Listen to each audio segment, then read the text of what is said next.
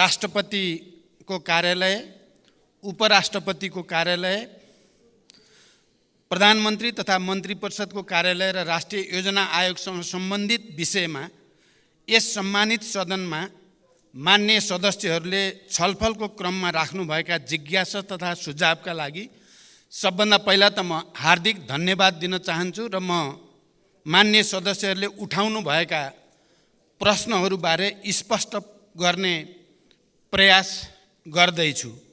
र यसो गर्दा मैले सबभन्दा पहिला त नेपाल सरकारको तर्फबाट भए गरेका कामको सामान्य समीक्षा सहित ती प्रश्नहरूको उत्तर दिने कोसिस गर्नेछु भने अर्कोतिर ठोस रूपमा मान्य सदस्यहरूले उठाउनु भएका कतिपय ठोस प्रश्नको चाहिँ मैले त्यही रूपमा उत्तर दिने मेरो प्रयास रहनेछ।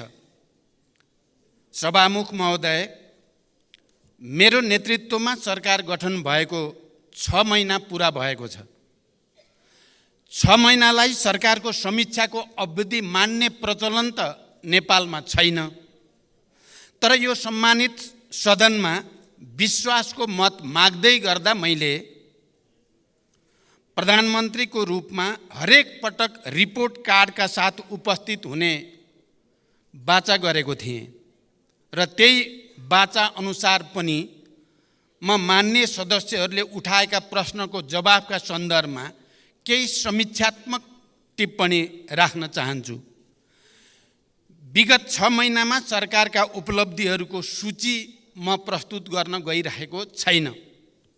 मन्त्रालयहरूले त्यो सूची तयार गरेका पनि छन् र यसबीचमा अत्यन्त लोकतान्त्रिक र उत्साहजनक ढङ्गले राष्ट्रपति र उपराष्ट्रपतिको निर्वाचन सम्पन्न भएको छ। अहिले म मन्त्रालयका विवरणहरूमा प्रवेश गर्न पनि चाहन्न, त्यो आवश्यक पनि छैन। त्यो विवरण सम्मानित सदन र सञ्चारकर्मीहरूका लागि उपलब्ध हुने नै छन्।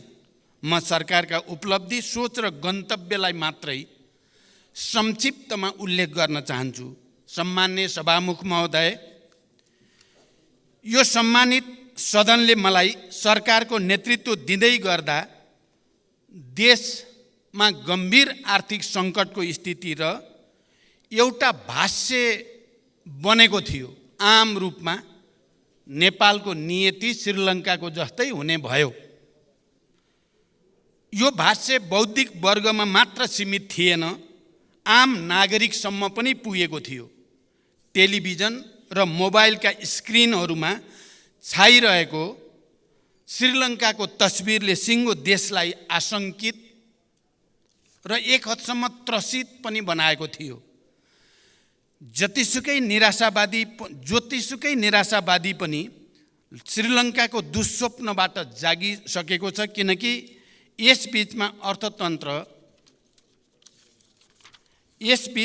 अर्थतन्त्र केही जागेको छ अहिले। किनकि म यसलाई सरकारको उपलब्धिमा मात्र सीमित गर्न चाहन्न, यसलाई मैले राष्ट्रकै उपलब्धिको रूपमा उल्लेख गर्न चाहन्छु।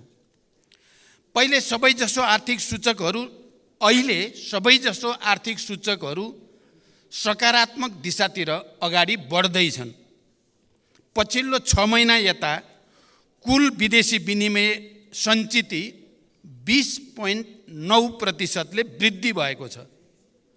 अब हामी 9.7 महिनाको वस्तु तथा सेवा आयात धान्न सक्ने सुरक्षित अवस्थामा रहेका छौँ। यसै गरी कुल वस्तु व्यापार घाटामा 15.2%ले कमी आएको छ। विप्रेसन उल्लेखनीय रूपमा वृद्धि भएको छ। गत वर्षको यसै अवधिका तुलनामा पर्यटक सङ्ख्या दोब्बर बढेको छ। ब्याङ्क दर र ब्याज दर क्रमशः घट्दै गएको छ। वित्तीय क्षेत्रको स्थायित्व र लगानीको वातावरणमा सकारात्मक सुधार आएको छ। चुहावटलाई कडाइका साथ नियन्त्रण गरिएपछि राजस्व परिचालनमा पनि क्रमशः सुधार आउँदै गएको छ। नेपाल विद्युत प्राधिकरण र नेपाल आयल निगम नाफामा गएका छन् भने नेपाल वायु सेवा निगमको आर्थिक अवस्था पनि सुधार उन्मुख छ। संसारभरिका हाम्रा कूटनीतिक र आर्थिक नियोगहरूलाई वैदेशिक लगानीका लागि परिचालन गरिएको छ र ठुला सम्भावित लगानीकर्तासँग प्रधानमन्त्रीकै तहबाट मैले अग्रसरता लिएको छु र यसमा निकै सकारात्मक सङ्केतहरू देखिएका पनि छन्। यसै बिचमा करिब 35 अरब वैदेशिक सहायता सम्झौतामा हस्ताक्षर भएको छ। उद्योग क्षेत्रमा 274 परियोजना मार्फत करिब 35 अरब नै वैदेशिक लगानी र करिब 15,000 रोजगारी सुनिश्चित भएको छ। लगानी बोर्डबाट 954.30 मेगावाट विद्युत उत्पादन हुने गरी विभिन्न 6वटा जलविद्युत परियोजनाका लागि रु 1,67 खरब लगानी स्वीकृत भएको छ। आर्थिक सुधारकै परिणाम कम्तीमा 20,000 थप रोजगारी सृजना गर्ने गरी रु 2,05 खरब लगानीका 284 नयाँ स्वदेशी उद्योगहरू दर्ता भएका छन्। उत्तरी नाकातर्फ रसुवागढी, हिल्सा, कोदारी स्थित अध्यागमन कार्यालयहरू सुचारू भएका छन्। अर्थतन्त्रलाई गतिशीलतासँगै फराकिलो, दिगो र समावेशी आर्थिक वृद्धि, गुणस्तरीय सामाजिक विकास, सुरक्षा र न्यायको प्रत्याभूति, समष्टिगत आर्थिक स्थायित्व, सङ्घीयताको सबलीकरण र सुशासनको उद्देश्य सहितको अहिलेको बजेट प्रक्रियाबाट उत्पादन र उत्पादकत्व वृद्धि भई देशभित्रै आय र रोजगारीको अवसरहरूको प्रत्याभूति दिलाउन सरकार प्रतिबद्ध छ। आउँदो वर्ष आर्थिक र सामाजिक पूर्वाधारहरू निर्माण भई उच्च आर्थिक वृद्धिको आधार तयार हुने मेरो विश्वास रहेको छ। सम्माननीय सभामुख महोदय, मैले संसदमा सङ्कल्प गरेको थिएँ, सुशासन सरकारको उच्च प्राथमिकता हुनेछ। मैले सरकारको यसबीचको सबभन्दा ठुलो उपलब्धि व्यवस्थाप्रति जनतामा जगाएको भरोसालाई मानेको छु। मैले नेतृत्व लिँदै गर्दा जनतामा राज्यप्रति र सरकारप्रति जुन निराशा, असन्तोष र आवेग थियो, अहिले त्यसमा सुधार भएको छ र यसलाई मैले जनतामा राज्यप्रति र सरकारप्रति भरोसामा जो अभिवृद्धि भएको छ यसबीचको सबैभन्दा ठुलो उपलब्धिको रूपमा मैले मानेको छु। हाई प्रोफाइल व्यक्तिहरू कानुनभन्दा माथि छन् भन्ने आम मनोविज्ञान बनिरहेको थियो। त्यसले जनतामा ठुलो आक्रोश जन्माइ पनि रहेको थियो। त्यो असन्तोषले लोकतन्त्रप्रति नै नकारात्मक धारणा बनिरहेको थियो र नक्कली भुटानी शरणार्थी प्रकरणमा सरकारले गरेको इतिहासकै ठुलो अनुसन्धान र कारबाहीपछि जनतामा विश्वास जाग्न सुरु भएको छ। नक्कली भुटानी शरणार्थी काण्डको सफल अनुसन्धानबाट सरकारले कानुनको सर्वोच्चता मात्र प्रमाणित गरेको छैन, लोकतन्त्रको सर्वोच्चता पनि स्थापित भएको छ। लोकतन्त्रभित्र देखा पर्ने समस्याको समाधान पनि लोकतन्त्रबाट नै प्राप्त हुन्छ भन्ने एउटा ऐतिहासिक मापदण्ड यो पटक राम्रोसँग स्थापित भएको छ। उच्च पदस्थहरू र देशको एउटा वर्ग कानुनभन्दा माथि छ भन्ने निराशावादी मान्यता गलत प्रमाणित हुँदै गएको छ। यो काण्डको सफल अनुसन्धानसँगै अब लोकतन्त्रको सर्भिसिङ र शुद्धिकरण पनि सुरु भएको छ। संसद र आम जनसमुदायलाई म यही रोस्टमबाट विश्वास दिलाउन चाहन्छु, यो शुद्धिकरण यतिमा रोकिने छैन, यो निरन्तर अगाडि बढ्नेछ। हिजोबाट प्रधानमन्त्री निवास नै निल्न खोज्ने ललिता निवास काण्डका अभियुक्तहरू पक्राउ पर्न थालेका छन्। मिटर ब्याजी र सहकारीका ठगहरूमाथि कारबाही सुरु भइसकेको छ। वर्षौंदेखि विकृतिको डुङ्गुर सफा गर्ने सुशासनको यो लडाईँमा मलाई सदन र जनताको अझ धेरै समर्थनको आवश्यकता रहेको मैले महसुस गरेको छु र यो लडाईँमा मलाई सदनको पनि र आम जनताको पनि अझ ठुलो हौसला र सहयोग प्राप्त हुने विश्वास पनि म व्यक्त गर्न चाहन्छु।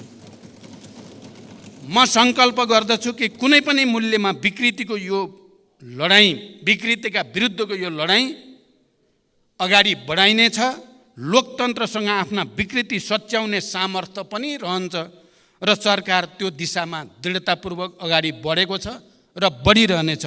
म यो विश्वास दिलाउन चाहन्छु। सम्माननीय सभामुख महोदय, पछिल्ला निकै वर्षदेखि किसानले कहिल्यै समयमा मल पाएनन्।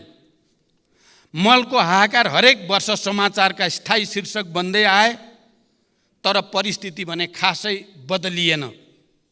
मैले विश्वासको मत लिँदै गर्दा सम्मानित सदनमा प्रतिबद्धता जनाएको थिएँ, अब त्यस्तो हाहाकार हुन दिइने छैन। यद्यपि समस्याको पूर्ण समाधान अझै भएको छैन, तर मैले गरेको प्रतिबद्धता भने यस आर्थिक वर्षमा 78,500 मेट्रिक टन रासायनिक मलको आपूर्ति सुनिश्चित भएको छ।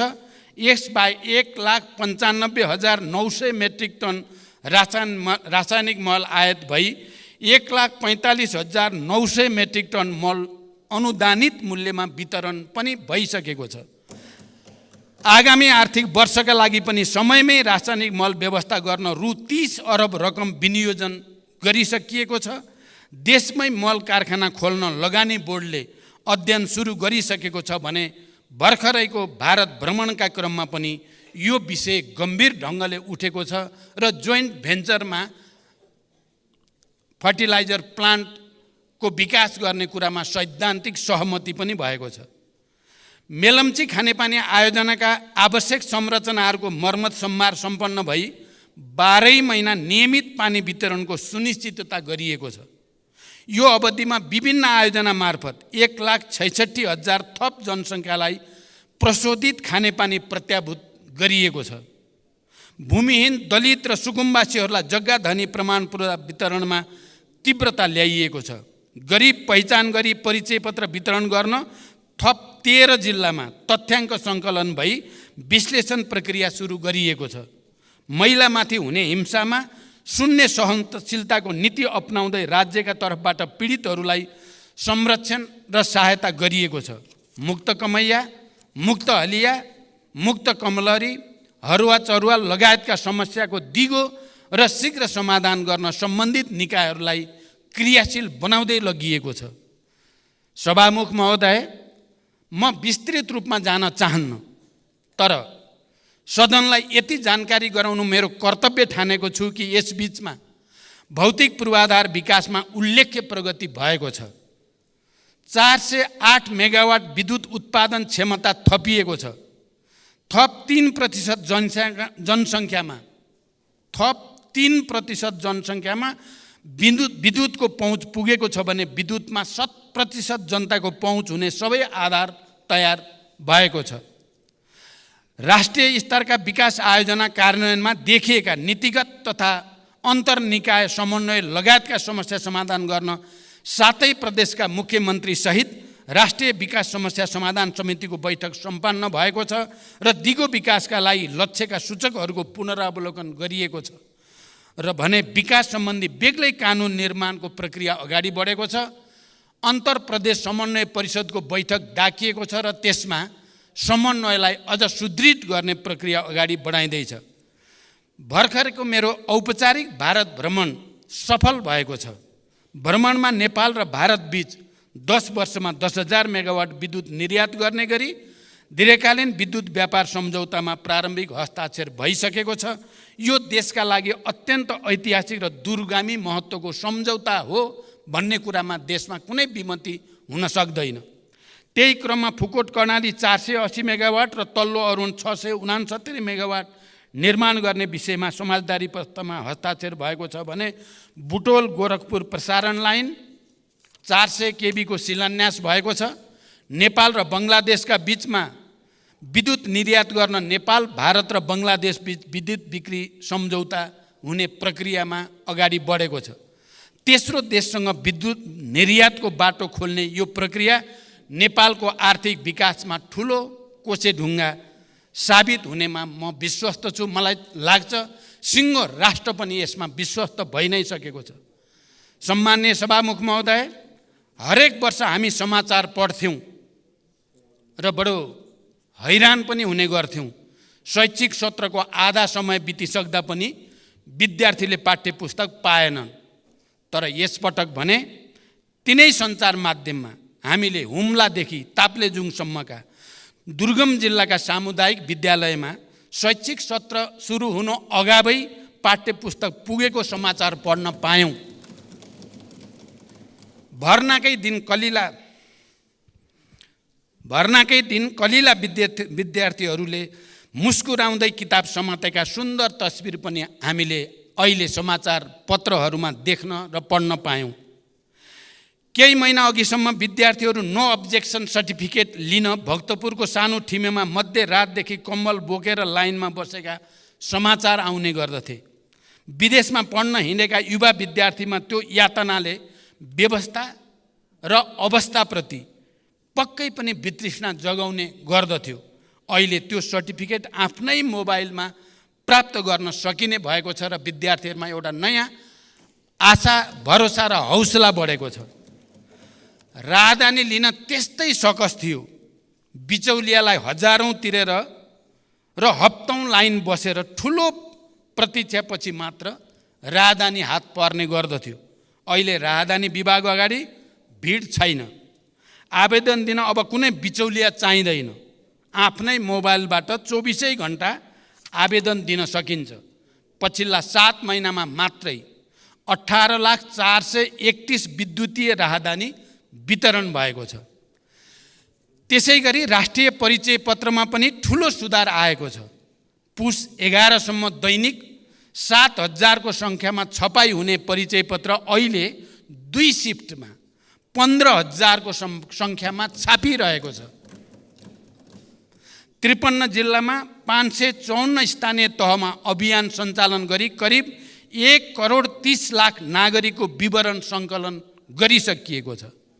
बढी भिडभाड हुने जिल्ला प्रशासन कार्यालयमा टाइम कार्ड एवं टोकन प्रणाली लागू गरिएको छ।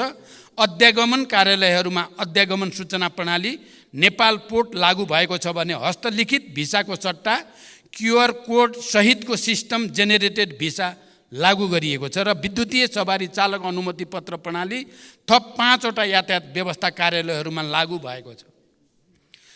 विभिन्न सरकारी कार्यालयहरूबाट निश्चित सार्वजनिक बिदाका दिनमा समेत सेवा प्रवाहको व्यवस्था गरिएको छ। कागज मुक्त, नगद मुक्त र लाइन मुक्त देश निर्माणका लागि मैले यसबीचका सुधारलाई साङ्केतिक तर निकै दूरगामी महत्त्वका निर्णय ठानेको छु। सार्वजनिक शिक्षा र स्वास्थ्य सरकारको उच्च प्राथमिकतामा छ। सरकारी, सामुदायिक तथा निजी अस्पताललाई कुल शय्याको 10% विपन्न, असहाय, बेवारिसे, बिरामीको निःशुल्क उपचारको लागि प्रदान गर्नै पर्ने व्यवस्था हुँदैछ। यसले लाखौँ गरिब परिवार लाभान्वित हुनेछन् भन्ने मेरो विश्वास छ। दुर्गम क्षेत्रमा ज्यान जोखिममा परेका गर्भवती तथा सुत्केरी महिलाहरूको सुरक्षित हवाई उद्धारलाई बढाइएको छ। कैलालीको गेटामा शहीद दशरथचन्द स्वास्थ्य विज्ञान विश्वविद्यालय खोल्ने निर्णय भइसकेको छ। लुम्बिनी प्रदेशमा नेपाल विज्ञान तथा प्रविधि प्रज्ञा प्रतिष्ठानको विशिष्टीकृत अनुसन्धान केन्द्र बन्दैछ। भरतपुर अस्पताल र भेरी अस्पताललाई चिकित्सा विज्ञान राष्ट्रिय प्रतिष्ठानको आङ्गिक अस्पतालको रूपमा सञ्चालन गर्ने निर्णय कार्यान्वयनमा गइ नै सकेको छ। तिलगङ्गा अस्पताललाई मानित विश्वविद्यालय बनाउने निर्णय भइसकेको छ र सरकारी अस्पतालहरूको स्तरोन्नतिसँगै नयाँ मेडिकल कलेजहरू थपिँदै गएका छन्। सरकारले प्रदान गर्दै आएका अत्यावश्यक औषधिहरू राज्यका तर्फबाट नै उत्पादन गरी औषधिमा आत्मनिर्भर बन्न नेपाल औषधि लिमिटेड मार्फत तत्कालका लागि 18 प्रकारका औषधि उत्पादनको तयारी भइरहेको छ। स्वास्थ्य सम्बन्धी समस्या सम्बन्धमा परामर्श दिन टेलिमेडिसिन सेवा सुरु भइसकेको छ। आविष्कार, अनुसन्धान र नवप्रवर्धनलाई प्रोत्साहन र प्रवर्धन गर्न छुट्टै कोषको व्यवस्था गरिएको छ।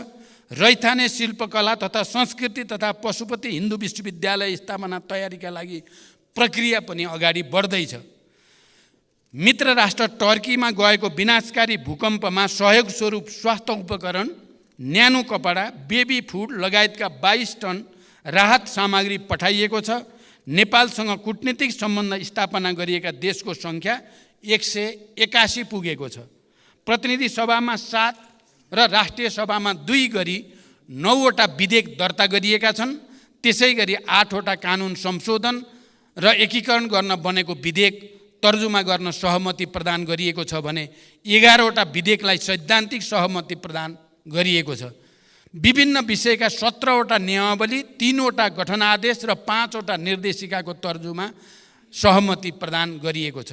सभामुख महोदय, संसदको पहिलो सम्बोधनमा मैले सङ्कल्प गरेको थिएँ वैदेशिक रोजगारीमा गएका दिदीबहिनी दाजुभाइहरूलाई माथि राज्यको उपेक्षा अब अन्त गरिनेछ। वैदेशिक रोजगारीलाई सुरक्षित, सम्मानित बनाउन यसबीचमा केही महत्त्वपूर्ण र दूरगामी कामहरू भएका छन्। वैदेशिक रोजगारीमा गएका करिब 2 लाख नागरिक केही महिनाकै बिचमा सामाजिक सुरक्षा कोषमा जोडिनु आफैमा एउटा ऐतिहासिक उपलब्धि हो। यसरी आबद्ध व्यक्तिको कदाचित भवितव्यबाट निधन भएमा परिवारलाई पेन्सन र सन्तानलाई शैक्षिक वृत्तिको व्यवस्था गरिएको छ। वैदेशिक रोजगारीलाई अब धेरै हदसम्म झन्झट र बिचौलिया मुक्त बनाइँदै लगिएको छ। श्रम स्वीकृति र पुनः श्रम स्वीकृतिका क्रममा श्रमिकहरूले झेल्दै आएको शास्ति अन्त्य गरिएको छ। पुरै अवधिका लागि श्रम स्वीकृति प्रदान गर्ने र पुनः श्रम स्वीकृतिका लागि नेपाल आउनुपर्ने बाध्यताको अन्त्य गरी विदेशबाट नै अनलाइन प्रणालीबाट स्वीकृति प्राप्त हुने व्यवस्था मिलाइएको छ। यो आफैमा विदेशमा रहेका दिदीबहिनी दाजुभाइहरूको लागि एउटा ठुलो राहत बन्न गएको छ। यसै गरी 753वटै स्थानीय तहका रोजगार सेवा केन्द्र मार्फत श्रम स्वीकृति सम्बन्धी सेवा प्रदान गरिएको छ। श्रमिकका गुनासो, ठगी र अन्य समस्याहरूलाई तत्परताका साथ सम्बोधन गर्न विदेश स्थित नियोगमा श्रम सम्बन्धी बेग्लै सम्पर्क व्यक्ति तोकिएको छ। श्रम तथा रोजगार मन्त्रालयमा 24 घण्टा गुनासो सुन्ने गरी श्रम कल सेन्टर सञ्चालनमा ल्याइएको छ र त्योसँगै ऱ्यापिड रेस्पोन्स टास्क फोर्स गठन गरिएको छ। यो अवधिमा वैदेशिक रोजगारीको क्रममा मृत्यु भएका 1094 जना मृतकका कामदार परिवारलाई करिब 58 करोड राहत उपलब्ध गराइएको छ। अङ्गभङ्ग भएका 312 कामदारलाई 9 करोड सहयोग प्रदान गरिएको छ। यसबीचमा विदेशी भूमिमा समस्यामा परेका 156 जना नागरिकको उद्धार गरिएको छ। रोजगारीका क्रममा अशक्त भएका कामदारका सन्ततिलाई छात्रवृत्ति स्वरूप 2,33,74,000 रुपियाँ सहयोग उपलब्ध गराइएको छ। सम्माननीय सभामुख महोदय, राष्ट्रिय गौरव लगायत सबै विकास आयोजनालाई छिटो सम्पन्न गर्न निर्देशन र अनुगमन गरिनुका साथै प्रक्रियागत झन्झट हटाउन गम्भीर पहल सुरु गरिएको छ। नतिजाका आधारमा पुरस्कृत र दण्डित दिने नीति लिई आयोजना प्रमुखहरूलाई जिम्मेवार बनाइएको छ। जनयुद्ध तथा विभिन्न जनआन्दोलनका घाइते तथा अपाङ्गहरूको निःशुल्क उपचार, सम्मान तथा जीविकोपार्जनसँग जोडिएका समस्या हल गर्न नीतिगत तयारी अगाडि बढाइएको छ। नेपाल नागरिकता पहिलो संशोधन विधेयक 2079 सम्माननीय राष्ट्रपतिबाट प्रमाणीकरण भई कार्यान्वयनमा आएको छ। यो सँगै अब नेपाली नागरिक आमाबाट नेपालमा जन्म भई नेपालमा नै बसोबास गरेको र बाबुको पहिचान हुन नसकेको व्यक्तिले वंशजको आधारमा नेपालको नागरिकता प्राप्त गर्ने संवैधानिक अधिकार सुनिश्चित भएको छ। गैर आवासीय नेपालीहरूलाई आर्थिक, सामाजिक तथा सांस्कृतिक अधिकार सहितको गैर आवासीय नेपाली नागरिकता प्राप्त गर्ने बाटो पनि खुला भएको छ। नेपाल राजपत्रमा प्रकाशित हुन बाँकी रहेका 8,471 सहितको नामावली नेपाल राजपत्रमा प्रकाशित गरिएको छ। रसुवागढी, हिल्सा, कोदारी स्थित अध्यागमन कार्यालयहरू सुचारू भएका छन्। 22वटा नयाँ बोर्डर आउटपोस्टहरू स्थापना गरिएका छन्। पोखरा क्षेत्रीय अन्तर्राष्ट्रिय विमानस्थल सञ्चालनमा आएको छ। गौतम बुद्ध अन्तर्राष्ट्रिय विमानस्थलबाट अन्तर्राष्ट्रिय उडानको नियमित गर्ने सम्बन्धमा कार्ययोजना तयार भएको छ। खेलकुद क्षेत्रको विकासका लागि सदन प्रयासका साथै नेपाली क्रिकेट टिमका प्रशिक्षक तथा खेलाडीहरूलाई नगद प्रोत्साहन उपलब्ध गराइएको छ। सभामुख महोदय, आज यो अवसरको उपयोग गरेर म अपिल गर्न चाहन्छु, केही हुँदैन, अवस्था बदलिनेवाला छैन भन्ने हीन भावनाबाट माथि नउठेसम्म यो देशले आफैमाथिको विश्वास फर्काउन सक्दैन। आज म यो अवसरको सदुपयोग गर्दै म विशेष रूपले अपिल गर्न चाहन्छु, केही हुँदैन, अवस्था बदलिनेवाला छैन भन्ने हीन भावनाबाट माथि नउठेसम्म यो देशले आफै माथिको विश्वास फर्काउन सक्दैन। म दोस्रो पटक प्रधानमन्त्री हुँदा देशमा 18 घण्टासम्म लामो लोड सेडिङ थियो भन्ने कुरा हामी कसैले बिर्सेका छैनौँ।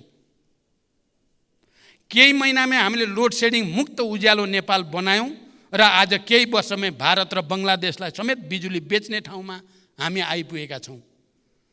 दृढ इच्छा शक्तिका साथ पहल गर्यो भने धेरै चिज हुन सक्छ भन्ने कुराको यो ठोस सबुत हो।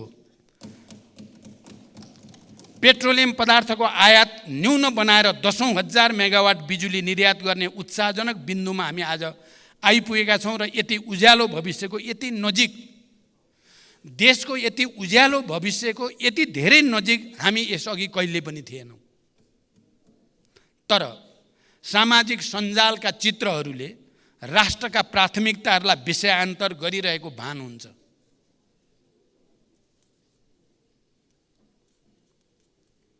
तर सामाजिक सञ्जालका चित्रहरूले राष्ट्रका प्राथमिकतालाई विषयान्तर गरिरहेको भान हुन्छ। हामीले गम्भीर भएर सोच्ने बेला आएको छ। कतै हामी बीच विषय विज्ञताभन्दा, ज्ञान र विवेकभन्दा निन्दाबाजी र आवेगता हाबी हुँदै गएको छैन। जनताका वास्तविक मुद्दाहरू हराउँदै गएर सतही, सस्ता, बाजारू विषयले महत्त्व पाएर जनतामा निराशा र असन्तुष्टि फैलाउने काम त हामीले गरिरहेका छैनौँ। कतै हाम्रै व्यवहारले राजनीतिको चरित्र र चेहरा त कमजोर बनिरहेको छैन।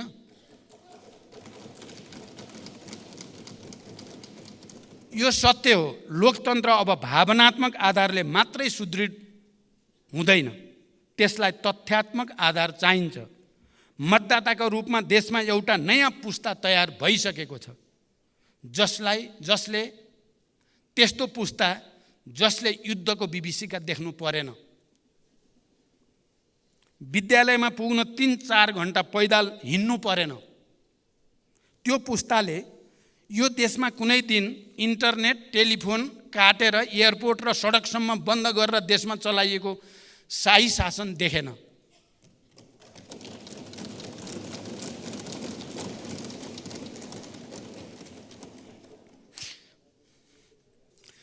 सञ्चार गृहमै पसेर वर्दीधारीहरूले सम्पादकहरूलाई के छाप्ने, के देखाउने, के सुनाउने भनेर निर्देशन दिन्थे भन्ने इतिहास पनि आज सोसियल मिडियामा उन्मुक्त पुस्तालाई थाहा छैन।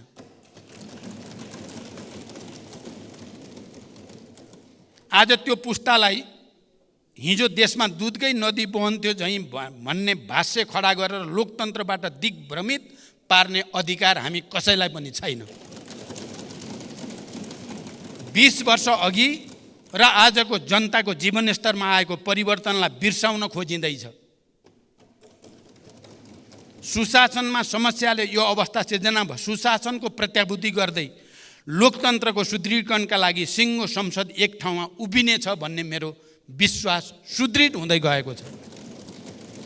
हाम्रो सार्वजनिक बहसको स्तर खस्किँदैछ। चौतर्फी अविश्वास खडा गर्ने र लोकतान्त्रिक संस्था विरुद्ध मोहभङ्ग पैदा गर्ने प्रयासहरू भइरहेका देखिन्छन्। संसदसँगै पनि कहिलेकाहीँ मेरो गुनासो रहने गरेको छ। भर्खरको मेरो भारत भ्रमणमा वर्षौँदेखि रोकिएको नेपाल भारत पारवान सन्धि संशोधनसहित नवीकरण गरियो। भारत र तेस्रो विश्वसम्म विद्युत निर्यातका लागि ऐतिहासिक ब्रेक थ्रु भयो।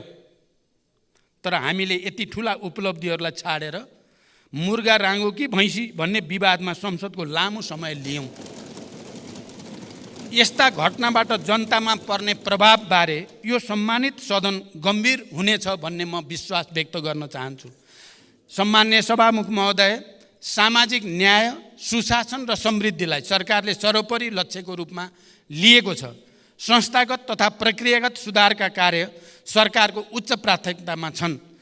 समावेशी सङ्घीय लोकतान्त्रिक शासन व्यवस्थाको सुदृढीकरण, अर्थतन्त्रको पुनरुत्थान र सबलीकरण, सार्वजनिक सेवा प्रवाहमा सुधार र सरलीकरण, नागरिक मैत्री प्रशासनको स्थापना, भ्रष्टाचार नियन्त्रण र राज्यको सबै तहमा सुशासनको प्रवर्धनमा सरकार निरन्तर सक्रिय रहेको छ र निरन्तर सक्रिय रहनेछ।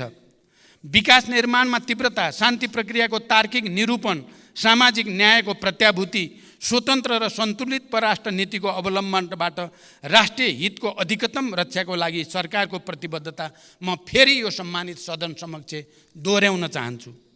सरकारलाई निरन्तर साथ र सहयोगका लागि आम जनसमुदाय, प्रशासन यन्त्र, संसद, गठबन्धनका सहयात्री, सञ्चार जगत, मित्र राष्ट्रहरू, सबै राजनीतिक दलहरूप्रति म आभार प्रकट गर्दै भविष्यमा पनि यसको निरन्तरताको अपेक्षा गर्दछु।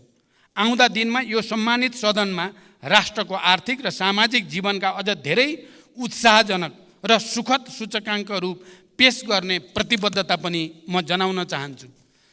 सम्मान्य सभामुख महोदय, मैले थोरै समीक्षात्मक यति टिप्पणी राखिसकेपछि म अब सिधै बजेटबारे उठेका केही ठोस प्रश्नको ठोस उत्तरतिर जान चाहन्छु। पहिलो र अलि सैद्धान्तिक र राजनीतिक महत्त्वको विषयमा यो सम्मानित सदनको ध्यान आकर्षण गर्न चाहन्छु। मैले पहिले पनि साङ्केतिक रूपमा भनेको छु, हाम्रो नीति कार्यक्रम, सरकारको नीति कार्यक्रम घोषणा गर्ने प्रक्रिया, परम्परा र त्यसलाई पारित गर्ने हाम्रो प्रणाली र लगत्तै बजेट वक्तव्य पाठ गर्ने र त्यसलाई पारित गर्ने प्रक्रिया र प्रणाली हाम्रो परम्परागत छ। यसले मान्य सदस्यहरूको लोकतान्त्रिक अधिकार र नीति कार्यक्रम, सरकारको नीति कार्यक्रम बनाउने कुरा र बजेट निर्माणको कुरामा जुन सक्रियता र योगदान संस्थागत हुनुपर्ने हो, त्यस्तो हुने गरेको छैन। मैले पहिला पनि भनेको छु, यो प्रक्रियालाई हामीले यसै पटक बदल्ने सोच त बनायौँ। यसै पटक नीति कार्यक्रम र बजेटको बीचको अवधि बढाउने, नीति कार्यक्रमको विषयमा सदनमा छलफल गरेपछि सांसदहरूले प्रस्तुत गरेका विषय समेतलाई समावेश गरेर त्यसलाई परिमार्जित गरेर टुङ्ग्याउने, त्यसै गरिकन नीति कार्यक्रमले अङ्गीकार गरेको विषयलाई आधार बनाएर बजेट निर्माण गर्ने र त्यो बजेटमाथि पनि सबै मान्य सदस्यहरू निर्वाचितदेखि समानुपातिक राष्ट्रिय सभाका सबैको पनि योगदानबाट त्यसलाई पनि संशोधन र परिमार्जन गर्ने र त्यसलाई एउटा नयाँ निष्कर्षमा पुर्याउने जमर्को हामीले नगरेको होइन। तर यो पटक हामीलाई समयको साह्रै ठुलो दबाब रह्यो, हामीले त्यसो गर्न सकेनौँ। म त्यसकारण नीति कार्यक्रम र बजेटका सन्दर्भमा यो सम्मानित सदन समक्ष र सबै राजनीतिक दल र नेताहरूलाई, राष्ट्रिय सभाका मान्य सदस्यहरूलाई पनि र सम्पूर्ण बुद्धिजीवी नागरिक समाज र आम जनतासँग पनि म एउटा अपिल गर्न चाहन्छु। बजेट निर्माण प्रणालीमा सुधारका सम्बन्धमा सम्मानित यस सदनमा मान्य सदस्यहरूबाट जिम्मेवारीपूर्वक सुझावहरू प्रस्तुत त भएका छन्। बजेट निर्माण प्रणालीमा सुधार ल्याउनकै लागि आर्थिक वर्ष 2080-81 को बजेट वक्तव्यको बुँदा नम्बर 29मा आगामी वर्षदेखि मन्त्रालयगत बजेट सीमा निर्धारण भए पश्चात फागुन मसान्तभित्र विनियोजन विधेयकका सिद्धान्त र प्राथमिकता सङ्घीय संसदमा पेश गर्ने व्यवस्था मिलाइनेछ। यसबाट विनियोजन विधेयकका सिद्धान्त र प्राथमिकता उप पर्याप्त छलफल गरी मान्य सदस्यहरूबाट प्राप्त मार्गदर्शन र सुझावका आधारमा यथार्थपरक बजेट तर्जुमा गर्न सघाउ पुग्ने विश्वास लिएको छ भन्ने विषय प्रस्तुत गरेको छु। बजेट निर्माणमा सांसदको कुनै पनि भूमिका नभएको आजसम्मको बजेट निर्माण गर्ने प्रणालीलाई परिवर्तन गर्दै आगामी वर्षदेखि बजेट निर्माण गर्ने कार्यमा प्रतिनिधि सभाका प्रत्यक्ष निर्वाचित सांसदको संयोजकत्वमा सम्बन्धित क्षेत्रका अन्य सांसदहरू समानुपातिक समेत राष्ट्रिय सभाका पनि सांसदहरू समेतको सल्लाह अनुसार बजेट निर्माण गर्ने परिपाटी सुरु गर्ने सम्बन्धमा सम्मानित सदनमा प्रतिबद्धता व्यक्त गर्दछु र यसमा सबैको सहयोगको निम्ति म हार्दिक अपिल र अनुरोध पनि गर्न चाहन्छु। यसले हाम्रो असफल भइसकेको विकास प्रक्रियालाई, नीति कार्यक्रम र बजेट निर्माण प्रक्रियालाई सुधार गर्नेछ र त्यसले देशलाई नयाँ गति दिनेछ भन्ने म विश्वास पनि व्यक्त गर्न चाहन्छु। संविधानमा व्यवस्था भएका मौलिक हकको संरक्षण र कार्यान्वयन गर्नु राज्यको प्रमुख दायित्व हो। नागरिकले प्रत्यक्ष महसुस गर्ने गरी संविधानमा उल्लेखित मौलिक हकको कार्यान्वयन गर्न सरकार सदैव अग्रसर छ। यसका लागि आवश्यक कानुनहरूको तर्जुमा गरिनुको साथै सरकारको आवधिक योजना तथा वार्षिक कार्यक्रम मार्फत कार्यान्वयनमा जोड दिएको बेहोरा यस सम्मानित सदनमा जानकारी गराउन चाहन्छु। संविधानतः नेपालको राष्ट्रिय एकताको प्रतीकका रूपमा सम्मानित राष्ट्रपति संविधानको पालक र संरक्षक मानिएको छ। सम्मानित राष्ट्रपति संस्थाले नेपालको संविधान, सङ्घीय कानुन एवं नेपाल सरकार मन्त्री परिषदको सिफारिस समेतका आधारमा नेपाली जनताको सर्वोत्तम हित र कल्याणका लागि संविधान र सङ्घीय कानुन बमोजिम कार्य सम्पादन गर्दछ। राष्ट्रपतिले आफ्नो पदीय काममा सहयोग पुर्याउन राष्ट्रपति र उपराष्ट्रपतिको पारिश्रमिक तथा सुविधा सम्बन्धी ऐन 2074 मा बढीमा 7 जना विज्ञ नियुक्त गर्न सक्ने कानुनी व्यवस्था भए पनि 5 जना विज्ञ मात्र नियुक्त भई कार्यरत हुनुहुन्छ। म यो जानकारी गराउन चाहन्छु। प्रधानमन्त्री तथा मन्त्री परिषदको कार्यालयको सुधारको सम्बन्धमा मान्य सदस्यहरूले दिनुभएको सुझाव सान्दर्भिक र महत्त्वपूर्ण रहेका छन्।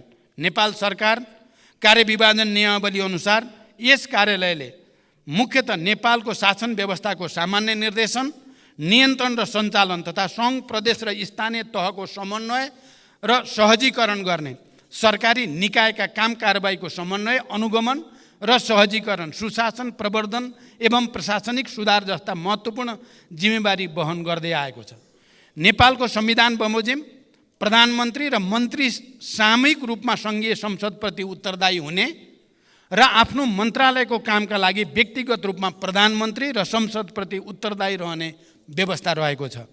प्रत्येक विभागीय मन्त्री र आफ्नो मन्त्रालयको कार्यप्रति प्रधानमन्त्रीप्रति समेत उत्तरदायी रहेर कार्य सम्पादन गरिरहेको जानकारी पनि म गराउन चाहन्छु।